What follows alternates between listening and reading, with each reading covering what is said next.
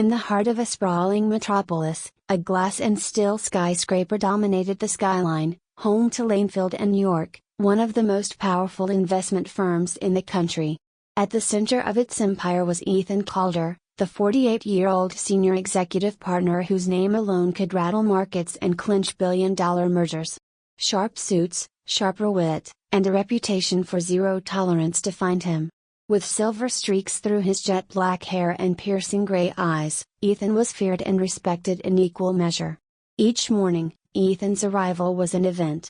His tailored overcoat swept behind him like a cape as he strode through the marble atrium, his Italian leather shoes clicking on the polished floor in rapid, unrelenting beats. Interns froze, assistants stood straighter, and no one dared to breathe too loudly when he passed. Power clung to him like cologne. One morning, running 5 minutes later than usual due to a delayed call with Tokyo, Ethan stormed into the building, only to halt abruptly as his foot collided with a maintenance trolley parked near the elevator bay. The cart jolted, sending a mop clattering to the floor. A petite, curly-haired woman scrambled to catch it. "For God's sake," Ethan snapped, his voice ice cold. "Do you people not understand basic traffic flow? Keep your junk out of the damn walkway." The woman looked up, not startled, not even offended, just calm. Her uniform was clean but faded, her brown hands slightly rough from years of cleaning solvents. She appeared to be in her early 60s, with deep crow's feet and eyes the color of amber, soft, but oddly piercing. "Apologies, sir," she said simply, her voice low and level. Ethan rolled his eyes and pushed past without a second glance. Her name was Marisol. Few knew it, fewer cared. She cleaned the executive floors in the early morning hours and late afternoons, always slipping away before the likes of Ethan Calder ever had to notice her. But today had been a fluke, she'd been running behind schedule due to her granddaughter's fever. A tiny lapse, and it turned her a scolding that echoed louder in her chest than in the air. Back in his corner office, Ethan was already knee-deep in projections, irritated emails, and a list of names he mentally kept, the ones he'd fire the moment a project faltered. He liked control. He lived for it. What he didn't have time for were people problems. That was HR's domain. Outside his massive windows, the city sprawled endlessly. The world was numbers, deals, and leverage. The human element? A weak variable. At home, his penthouse bore the silence of a museum. No laughter. No warmth. His son, Jack, had just turned 12 and was already learning not to expect his father at birthday dinners. His wife, Dana, moved through their home like a graceful ghost, beautiful, distant, and tired. She had long since learned that Ethan was married to ambition, not her. Jack asked if you were coming to his school play, Dana mentioned one evening over an untouched meal. "Depends on how the Hong Kong deal goes," Ethan replied, barely glancing up from his tablet. "He plays the lead."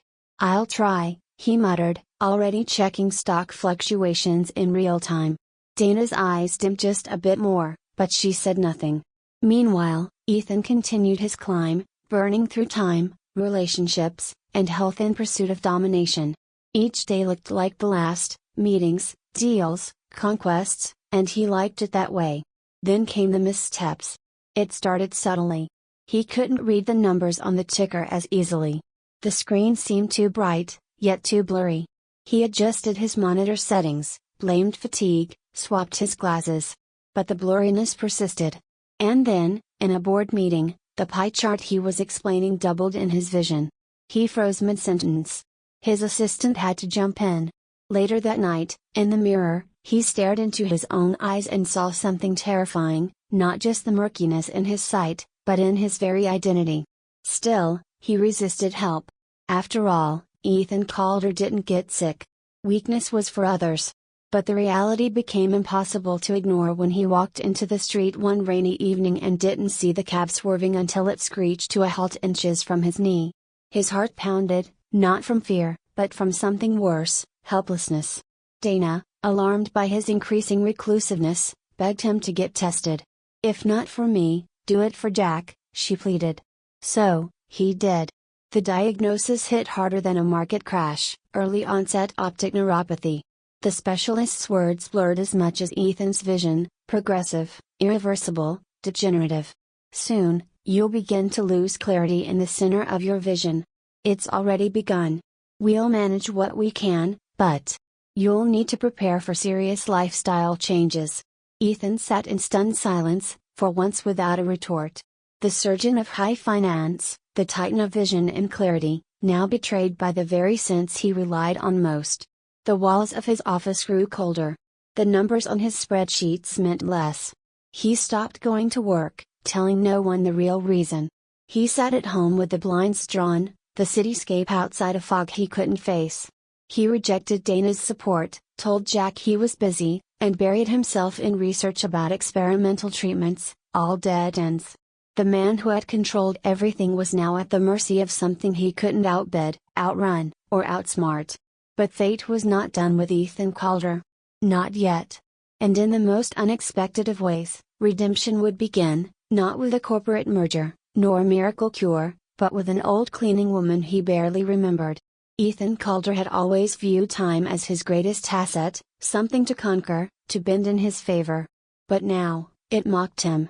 Days turned into weeks. He stopped showing up at Lanefield and York entirely, citing a personal leave of absence. The truth? He couldn't read the graphs anymore, couldn't see the fine print in contracts, couldn't walk a straight line down a bustling street without anxiety rising in his chest. His world, once razor sharp, was softening at the edges, fading like an overused photo. The man who made a living forecasting the future now feared his own. At home, things began to unravel in quiet, tragic increments. He stopped shaving, then stopped changing clothes.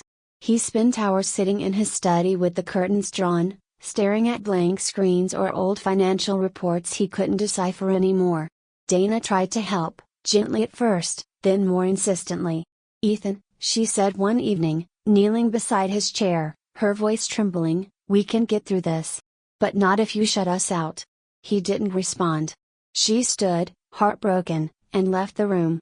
Jack, now 12 and more aware than his father gave him credit for, stopped asking when Dad would come to his soccer games. Instead, he left little notes by the door: "Hope your eyes are better today." Or "I scored 2 goals.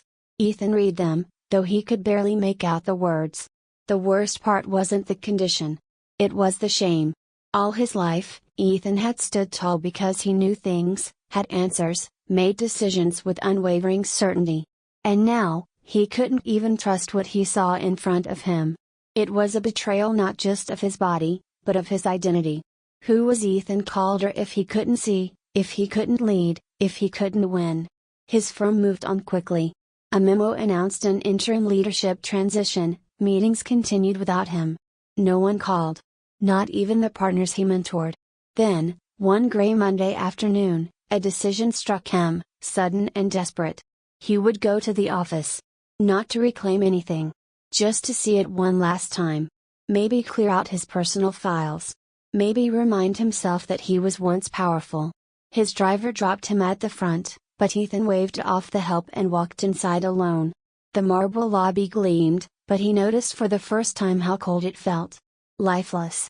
A hallway he once stormed down now seemed cavernous and sterile.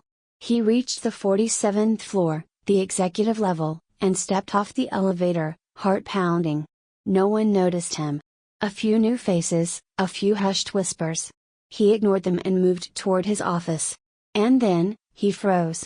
The door to his office was ajar, and someone was inside. Not just inside, sitting in his chair. For a moment, his old instincts surged. "Who the hell is in my chair?" he thought, rage rising in his chest. But then he saw her. It was Marisol. The cleaning woman from weeks ago, the one he'd snapped at by the elevators. She was sitting calmly, her fingers gently polishing the edge of his desk lamp.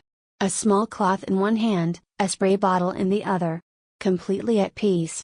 She looked up as if she'd expected him.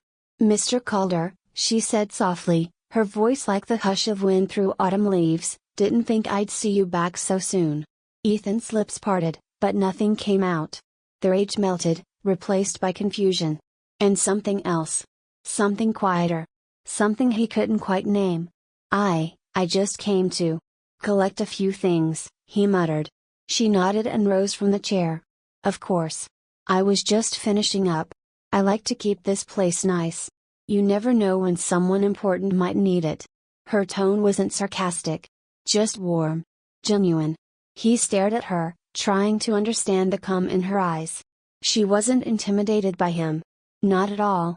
If anything, she looked sorry for him. I remember you, he said, voice hoarse. From the lobby. Yes. You weren't having a good morning. He almost chuckled. That's one way to put it. Marisol didn't flinch. Instead, she walked slowly toward the window, the one overlooking the skyline, and gestured for him to join her. He hesitated, then stepped forward, surprised by how grateful he was for the steadying hand she offered.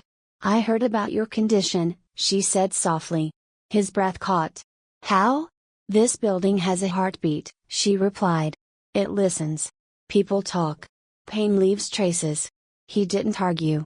For once, he didn't feel like correcting anyone. So what? You came to clean up after me? No, she said. I came because I've been there. He blinked. What do you mean? She smiled gently.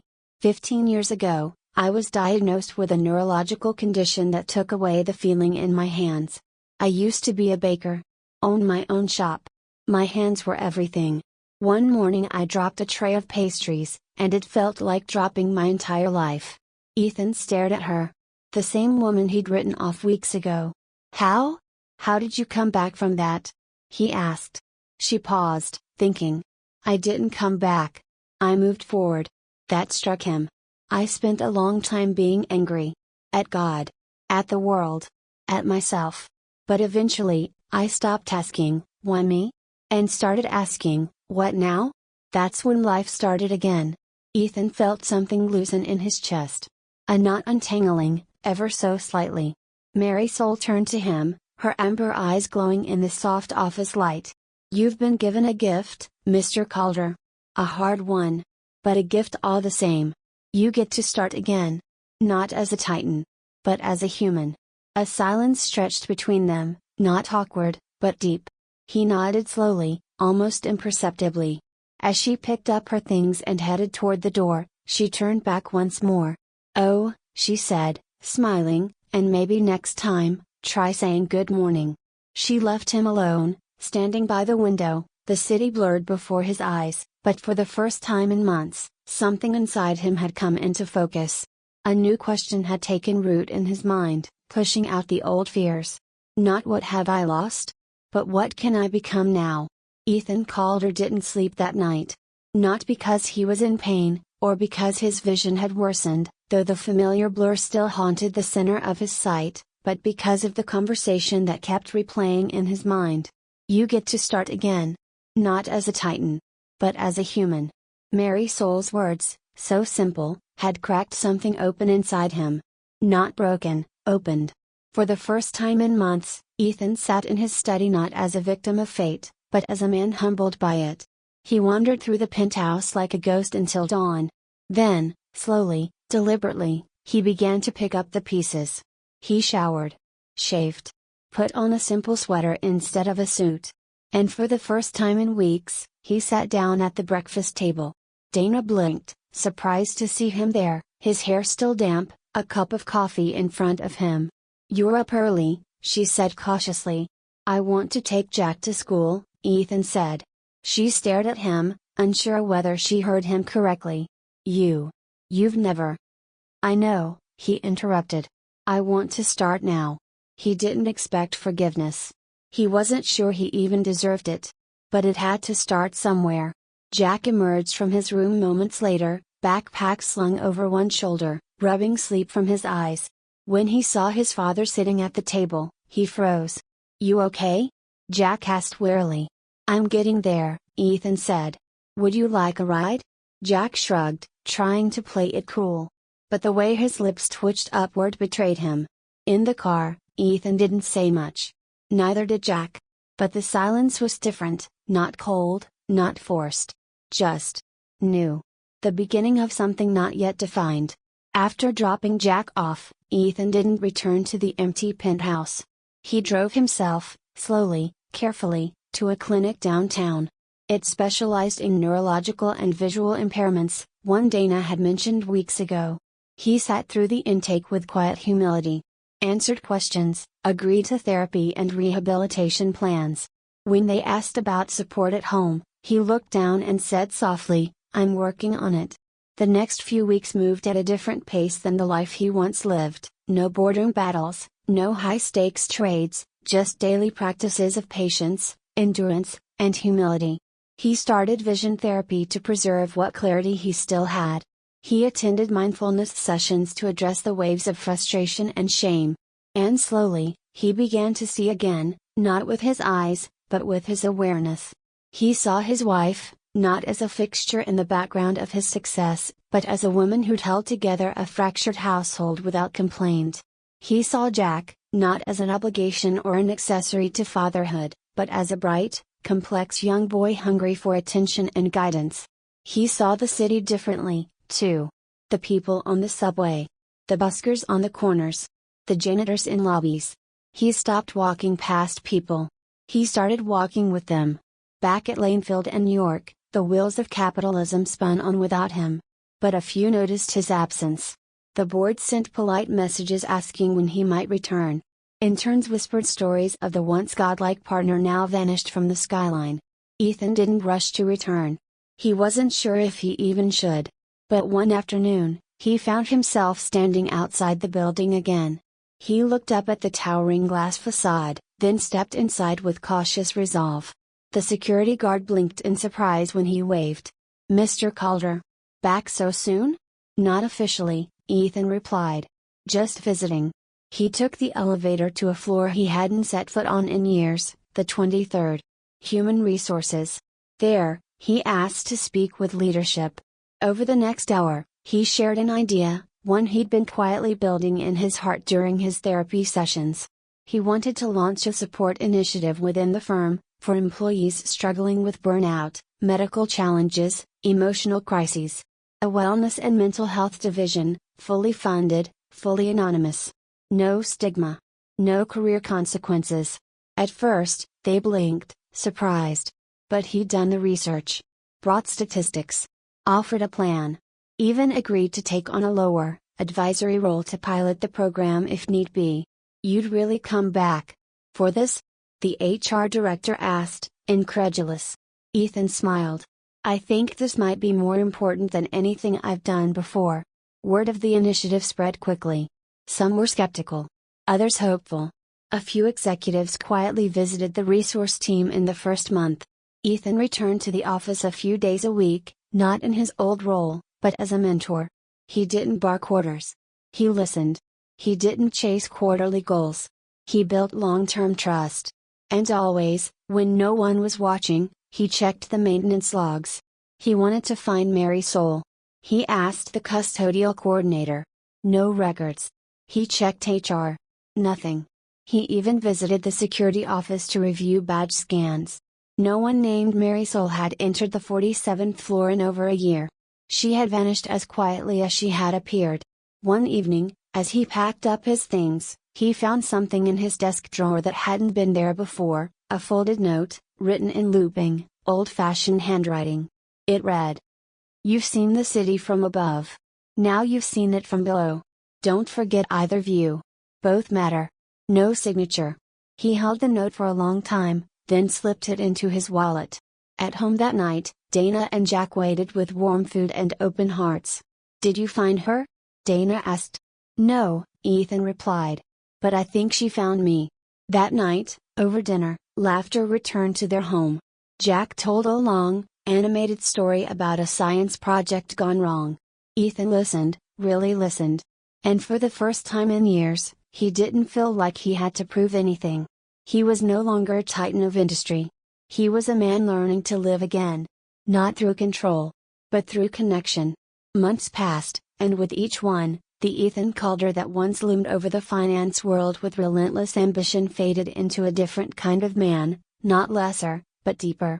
His presence within the firm, once felt like a thunderclap, now resembled a steady heartbeat, quiet, consistent, and vital. The wellness initiative he'd proposed had blossomed. It began with a single room, soft lighting, plush chairs, a therapist on site. Now it filled half a floor with programs ranging from mental health support to resilience training and medical leave guidance. No longer a novelty, it had become an integral part of Lanefield and York's evolving culture. But more than policies, it was people that changed. Slowly, subtly, Ethan began to notice the ripple effects. One day, an ambitious young associate named Jared, always the first to arrive and the last to leave, showed up late and disheveled. Normally, Ethan would have pulled him aside, demanded answers, asserted expectations. But instead, he waited until lunch and invited him for coffee. At first, Jared resisted. "I'm fine," he mumbled. "Just didn't sleep well." Ethan said nothing, just offered a quiet nod and sipped his coffee. 20 minutes later, unprompted, Jared confessed that his father had been diagnosed with Alzheimer's. "I didn't know who to talk to," he said. "I thought if I just worked harder, it would. I don't know. Distract me." Ethan put a hand on his shoulder. "The work will wait. Go see your dad. We'll hold things down here." Jared's expression crumbled with gratitude. He left the office the next morning and didn't return for 2 weeks. When he did, he was different, clearer, more grounded. And forever loyal to the man who had seen the human behind the worker. Stories like this began to multiply. Ethan also changed the way meetings were run. He discouraged 12-hour days and made it a point to check in with interns, assistants, even janitors, learning their names, asking how they were doing. He organized team lunches not in posh restaurants, but in the staff cafeteria where everyone ate together. No more silos. No more hierarchy at the table. In one such lunch, he saw someone who reminded him of Marisol, not physically, but in spirit. A quiet, middle-aged woman named Leah who restocked printer paper and made excellent coffee. She rarely spoke unless spoken to, and most employees barely noticed her. Ethan struck up a conversation. Asked about her life. Her eyes lit up as she shared stories of her son, a musician, and her hobby of painting ocean scenes. By the end of the week, Leah's paintings were framed and hanging in the wellness center. When she saw them, she cried. "You made me feel seen," she whispered. Ethan realized that was it, the thing. Being seen. Being valued. He had spent most of his life being looked at, but never seen. And he had done the same to others. Now, he was changing that. At home, the transformation continued. He no longer missed dinners. He helped Jack with homework, even if the numbers blurred and he had to ask for help reading the questions. Jack didn't mind. If anything, it made their bond stronger. Dana was cautious at first. Years of coldness and absence had left wounds. But healing began in the small gestures, Ethan rubbing her shoulders after work, asking about her day, sitting with her through her favorite shows, even if he didn't understand the plot. One weekend, he suggested a family trip to the lake, a place they hadn't visited in years. The air was crisp, the sky cloudless. They built a fire, told stories, and laughed until their sides hurt. It wasn't perfect. But it was real. And that made it everything. Back at the firm, Ethan proposed an even bolder initiative, mentorship programs for staff not just in financial strategy, but in emotional intelligence, communication, and leadership through empathy. The partners balked at first. "This isn't therapy camp," one sneered. "We're here to make money." But Ethan stood his ground. Yes. And healthy, supported people make better decisions, better deals, and build longer careers. This isn't charity. It's sustainability. Eventually, they agreed. And when quarterly numbers rose, retention improved, sick days dropped, and staff engagement hit new highs, no one argued again. Still, a question lingered in Ethan's heart. Where was Marisol? He hadn't seen her since that day in his office. He'd asked again, checked again. Nothing. It was as though she had vanished into thin air. Then one day, he returned home to find a brown envelope in his mailbox. No stamp. No return address. Inside was a single page, handwritten in the same looping cursive as before. The tallest buildings still need janitors. The brightest minds still need guiding hands. Keep listening. No name. Just that line. Ethan smiled. Not sadness. Not confusion. Just peace. He placed the note beside the first one in a small wooden box in his study, under a folder labeled Perspective. That night, he made a new habit, journaling. Each entry ended with a question: who did I truly see today? Sometimes it was Jack. Sometimes Leah. Sometimes a stranger on the street. Each answer reminded him of how far he'd come. And how much further he could go, not upward, but outward. The Ethan Calder who once measured his worth in dollars and power now measured it in impact. In presence. In moments of kindness. And though the blur at the center of his vision remained, the world had never looked clearer. A year had passed since the day Ethan Calder had looked into his reflection and seen a stranger, lost in blurred sight, drowning in misplaced identity. Now, that same man stood before a room full of people, not from behind a boardroom table, but a small wooden podium adorned with fresh lilies. The atmosphere buzzed, but not with the anxious energy of finance. This was different. Warm. Grateful. Hopeful. It was the firm's first ever annual Humanity and Leadership Summit, a new tradition born from the ashes of a culture once too cold to care. Employees from every level, from custodial staff to senior partners, filled the hall. Behind Ethan stood a simple banner. Compassion is currency. He adjusted the mic with trembling fingers. Not from fear, but emotion. Thank you all for being here, he began, voice low, steady. If you had told me 2 years ago I'd be standing here, not pitching a merger, not selling a vision, but sharing a story, I would have laughed. Scattered chuckles. I lived most of my life believing I needed to control everything. Success. Outcomes. Even people. I believed that achievement was a straight line, faster, sharper, better. He paused, looking across the crowd. Until my vision began to fade. Silence. I was diagnosed with a degenerative condition. And for a while, I thought that meant I was finished. That the world I had built, this empire of numbers and perfection, would collapse without me at its helm. And maybe it did collapse. Just not the way I expected. He let the words sink in. What collapsed? Was my ego. Murmurs. A few heads nodded. He smiled gently. And in its place, something far stronger grew. I learned to listen. To trust. To lean into the people around me, especially the ones I used to overlook. There was a pause. A long breath. And one of those people changed my life. He looked down for a moment. Then back up. Her name was Marisol. A quiet woman who worked in the shadows, cleaning the very offices I used to dominate like a king. I barely noticed her. But on a day when I was at my lowest, she sat in my chair, my throne, and spoke to me not with fear or formality, but with compassion. The crowd listened, rapt. She told me something I'll never forget. That I had been given a gift. A hard one. But a gift nonetheless, the chance to begin again, not as a titan, but as a human. He scanned the room. Still no sign of her. I never saw her again, he admitted, his voice cracking slightly. No one seems to know where she went. I don't even know if she was part of our staff. But I do know this, she was exactly where I needed her to be when I needed her most. He reached into his coat pocket and pulled out a small, folded note. This is what she left behind, he said, opening it. The tallest buildings still need janitors. The brightest minds still need guiding hands. He folded it again, reverently. I keep it with me always. A hush settled over the room. A sacred pause. Because of her, I saw my family again, not just looked at them, but saw them. I heard my son laugh, I held my wife's hand, I cried without shame. I've made amends.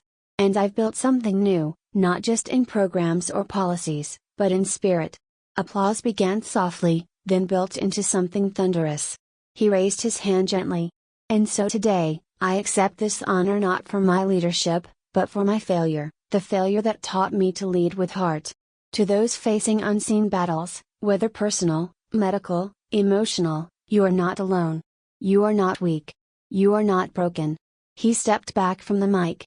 The lights dimmed as a short video montage played, clips of mentorship sessions, wellness retreats, employees speaking about how the support system had helped them through loss, anxiety, burnout, and beyond. One scene showed Ethan guiding an intern through a panic attack. Another showed him sitting with a grieving assistant, just holding her hand as she cried. It wasn't showmanship. It was sincerity. the room filled with a rare mix of tears and hope. After the event, people lined up to shake his hand. He greeted each one, no longer rushing to the next big thing.